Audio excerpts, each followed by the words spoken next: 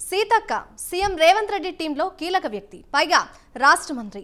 అందులోనూ సామాన్య మహిళగా రాజకీయాల్లోకి వచ్చి మంత్రి స్థాయికి ఎదిగారు. అటు పబ్లిక్లోనూ మంచి క్రేజ్ ఉంది. అయితే ప్రస్తుతం బీఆర్ఎస్ నేతలంతా మంత్రి సీతక్కనే టార్గెట్ చేస్తున్నారు. కేటీఆర్, హరీష్ రావు నుంచి సాధారణ కార్యకర్త వరకు అంతా సీతక్కనే లక్ష్యంగా చేసుకుని విమర్శలు కురిపిస్తున్నారు. ఇసుక అక్రమ రవాణాలో సీతక్క పిఏ బుక్ అవడంతో దానిని పట్టుకొని సీతక్క ఇమేజ్ ని డ్యామేజ్ చేసే పనిలో బిజీగా ఉంది గులాబీ పార్టీ. అయితే రాష్ట్రంలో చాలా మంది మంత్రులుండగా గులాబీ పార్టీ సీతక్కనే టార్గెట్ చేయడం వెనుక వ్యూహం ఏంటి? అసలెందుకు బీఆర్ఎస్ సీతక్కను లక్ష్యంగా చేసుకుంది?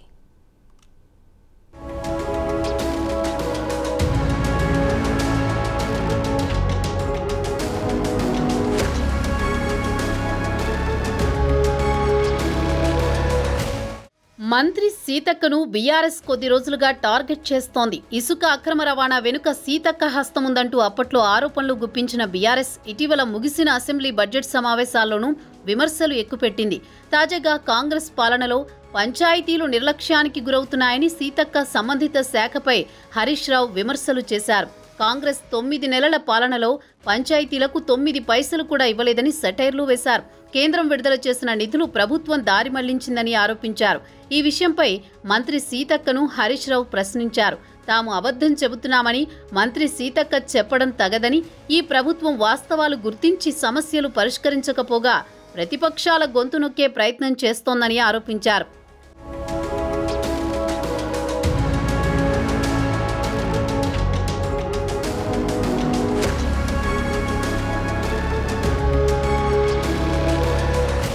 ఇక కాంగ్రెస్ ప్రభుత్వంలో పంచాయతీలు నిర్లక్ష్యానికి గురవుతున్నాయని, పెండింగ్ బిల్లులు చెల్లించకపోవడంతో పారిశుద్ధ్య నిర్వహణ కష్టంగా మారిందని, ఉన్నమాటంటే ఉలికిపాటు ఎందుకు అని నిలదీశారు హరీష్ రావు.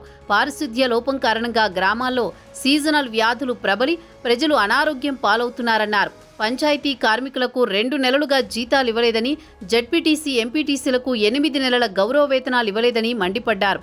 మాజీ సర్పంచులు పెండింగ్ బిల్లుల కోసం చెలో సచివాలయానికి పిలుపునిస్తే ప్రభుత్వం వారిని పోలీస్ స్టేషన్లో నిర్బంధించిందని ఆరోపించారు.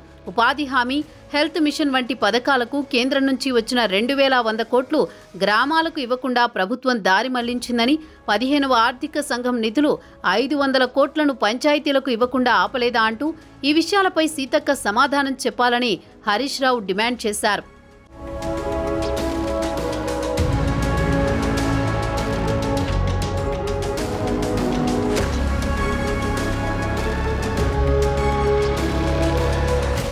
ఇంతవరకు బాగానే ఉంది. అయితే రాష్ట్రంలో చాలా మంది మంత్రులున్నా అందరినీ వదిలేసి బీఆర్ఎస్ సీతక్కనే టార్గెట్ చేయడం వెనుక రాజకీయ వ్యూహం ఉందంటున్నారు విశ్లేషకులు. సీతక్క ఇమేజ్ ని డ్యామేజ్ చేయడం కోసం గులాబీ పార్టీ ప్రణాళికలు రచిస్తోందని చెబుతున్నారు. ఇసుక అక్రమ రవాణాలో సీతక్క పర్సనల్ పిఏ అడ్డంగా బుక్కవడంతో ఆ విషయాన్ని మరింత హైలైట్ చేసి కాంగ్రెస్ ప్రభుత్వాన్ని ఇరుకున పెట్టే ప్రయత్నం చేస్తోంది బీఆర్ఎస్. పబ్లిక్లో సీతక్కకు మంచి ఇమేజ్ ఉంది. ఆ ఇమేజ్తోనే ఆమె ఎన్నికల్లో నెట్టుకొస్తున్నారు. ప్రభుత్వంలో కూడా ఆమె పనితీరుకు మంచి మార్కులు పడుతున్నాయి. ఈ క్రమంలో సీతక్క ఇమేజ్ను డ్యామేజ్ చేస్తే మొత్తం ప్రభుత్వానికే మచ్చ ఏర్పడుతుందని గులాబీ పార్టీ భావిస్తోంది. అందుకే సీతక్క లక్ష్యంగా చేసుకున్నట్లు టాక్ వినిపిస్తోంది.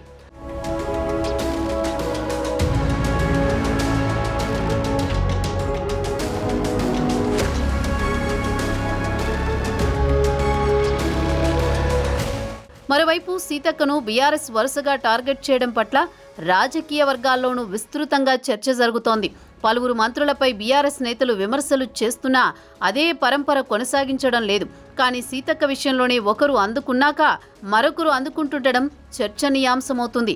సీఎం రేవంత్ పై ఎంత ఎదురుదాడి చేస్తున్నా బీఆర్ఎస్ సక్సెస్ కాలేకపోతోంది. అందుకే రేవంత్ టీంలో కీలకంగా ఉండే సీతక్కను అప్రతిష్ట పాలు చేస్తే కాంగ్రెస్ సర్కారును ఇరుకున పెట్టేందుకు అవకాశం ఉంటుందన్న లెక్కతోనే బీఆర్ఎస్ నేతలు సీతక్కను ఉద్దేశపూర్వకంగా టార్గెట్ చేస్తున్నారన్న టాక్ వినిపిస్తోంది. బీఆర్ఎస్ హయాంలో రేవంత్ను నైతికంగా దెబ్బతీసేందుకు సీతక్కను పార్టీలోకి ఆహ్వానించడమే కాకుండా మంత్రి పదవి కూడా ఆఫర్ చేశారని ప్రచారం నడిచింది. అయితే బీఆర్ఎస్ ప్రతిపాదనను ఆమె సున్నితంగా తిరస్కరించారని, ఇప్పుడు కాంగ్రెస్ అధికారంలోకి రావడం, ప్రభుత్వంలో ఆమె కీలకంగా మారడంతో సీతక్క టార్గెట్గా బీఆర్ఎస్ రాజకీయం చేస్తోందని అంటున్నారు.